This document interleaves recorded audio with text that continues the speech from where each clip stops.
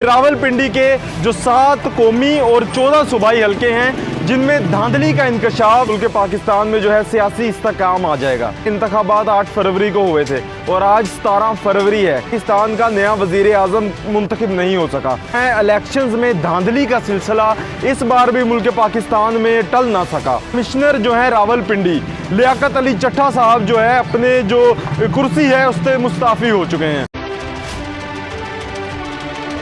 बिस्मिल्लाहिर्रहमानिर्रहीम, अस्सलाम वालेकुम नाज़रीन, मैं हूं ज़ोहेब हाशमी और आप देख रहे हैं इस वक्त मेरा फेसबुक और यूट्यूब चैनल।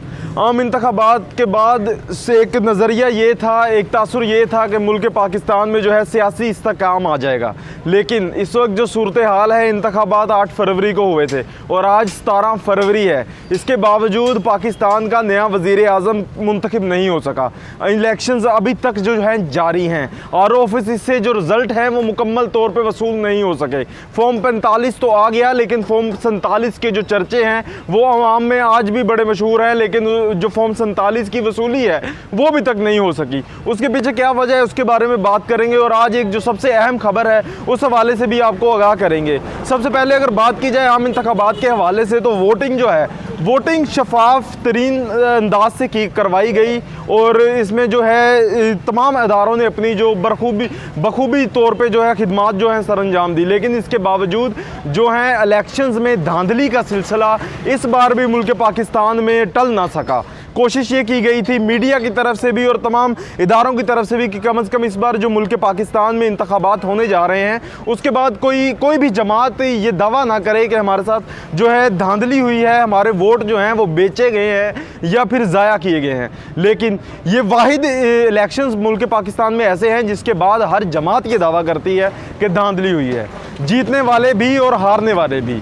इसके पीछे क्या वजह है उसके ऊपर भी बात करेंगे। पहले अगर बात की जाए जो वज़ीर आज़म हैं मुल्क पाकिस्तान के अगले वज़ीर आज़म कौन होंगे, उस हवाले से अगर बात करें तो तमाम जमातें जो हैं वो इस कोशिश में लगी हैं कि जो वज़ीर आज़म है हमारी जमात से मुंतखब हो जाए और वफाक में जो हुकूमत है वो हमारी बन जाए। और इसके साथ जो है नून लीग पीपल्स पार्टी से हाथ मिलाने की जो सोच रही है और जो पाकिस्तान तहरीक इंसाफ के आज़ाद कैंडिडेट हैं जिनकी कुल तादाद 92 है, वो भी ये फैसला करने में अभी थोड़ी सी दुश्वारी पेश आ रही है कि कौन सी जमात के साथ हाथ मिलाएं, क्योंकि पीपल्स पार्टी की तरफ से 12 पैगामात भिजवाने के बावजूद उन्होंने जो है वो जो उनसे बात करने से ही इनकार कर दिया।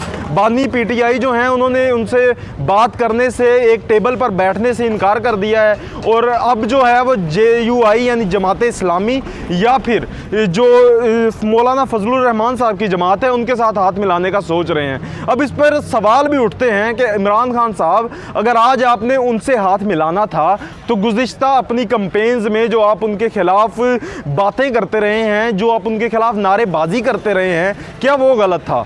अगर आप आज उनसे हाथ मिलाना चाह रहे हैं और अब आप अपनी कबीना को समझाएंगे कि इनके खिलाफ बात नहीं करनी, और आज से अगर 1 साल पहले की बात की जाए तो आप उनका नाम लेना भी पसंद नहीं करते थे। आपकी जानिब से दिया गया लक़ब उनके लिए बड़ा मशहूर व मारूफ हुआ, जो कि आप उनके नाम की बजाय आप उनको डीज़ल साहब पुकारते थे। और अब अगर आप उनके साथ हाथ मिलाते हैं तो क्या फिर आप अपनी डीज़ल वाली गाड़ियों में भी पेट्रोल डलवाना शुरू कर देंगे, डीज़ल डलवाना बंद कर देंगे, या फिर आप इस लफ्ज़ के लिए कोई और जो है रास्ता इख्तियार करेंगे?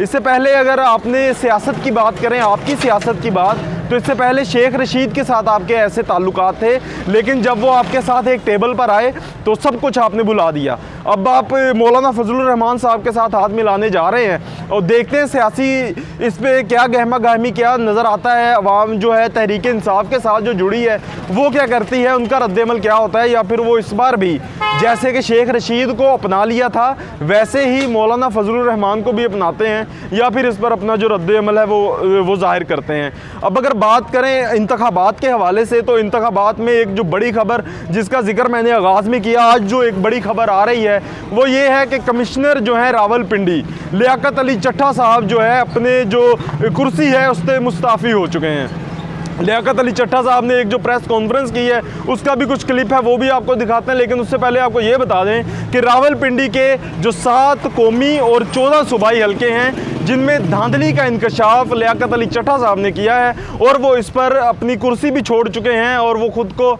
पुलिस के हवाले भी कर चुके हैं। और अब ये एकदम से रद्दोबदल हुआ है या फिर इसके पीछे क्या वजह है वो थोड़ी देर बाद पता चलेगी। लेकिन फ़िलहाल एक वीडियो क्लिप है, अब वो देखें फिर उसके बाद बात करते हैं। मैंने जो इस इलेक्शन में गलत काम किया है, रावलपिंडी के 13 एमएनए की सीटें जो हारी हुई लोगों को हमने जितवाया है, लोगों की 70 हज़ार की लीड को हमने उनकी शिकस्त में बदला है और आज भी हमारे लोग बैठ के जेली मोहरें लगा रहे हैं।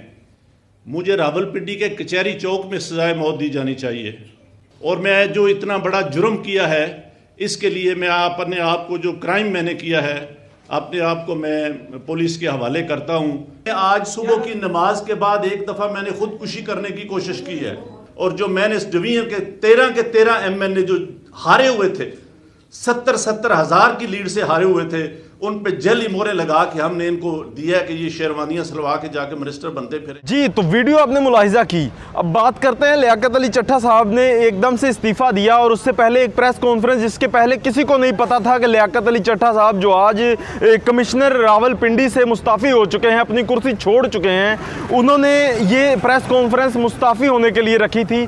सब लोग तो ये समझ रहे थे कि इंतखाबात के हवाले से कुछ जो है नताइज हैं या कुछ बातचीत है जो करना चाहते हैं, लेकिन उन्होंने अपनी जो प्रेस कॉन्फ्रेंस का आगाज़ है अपने इन लफ्ज़ों से किया कि मुस्ताफ़ी हो रहे हैं अपनी कुर्सी से, और उसकी वजह जो बताई उसका उन्होंने खुद को भी ज़िम्मेदार ठहराया और इसके साथ उन्होंने इलेक्शन कमीशन को भी ज़िम्मेदार ठहराया। उन्होंने कहा कि इस तमाम मामले में इलेक्शन कमीशन और जो अदलिया है वो शामिल है, यानी चीफ जस्टिस ऑफ पाकिस्तान पर भी जो है आरोप लगाया गया है।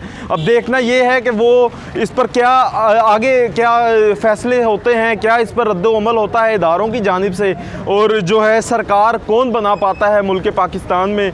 फ़िलहाल ये भी एक बहुत बड़ी खबर है। मुल्क पाकिस्तान के जो इलेक्शन कमीशन के जो प्रोटोकॉल्स हैं उस पर एक सवालिया निशान है कि इतने फंड्स के बावजूद, इतनी सिक्योरिटी के बावजूद, इतना सब कुछ करने के बावजूद भी अगर आप धांधली करवाने में कामयाब हो जाते हैं। और उन्होंने बखूबी बताया अपनी वीडियो में कि 17,000 की लीड से जीतने वाले कैंडिडेट्स को कहते हैं कि हमने खुद हराया 50,000 की लीड देकर।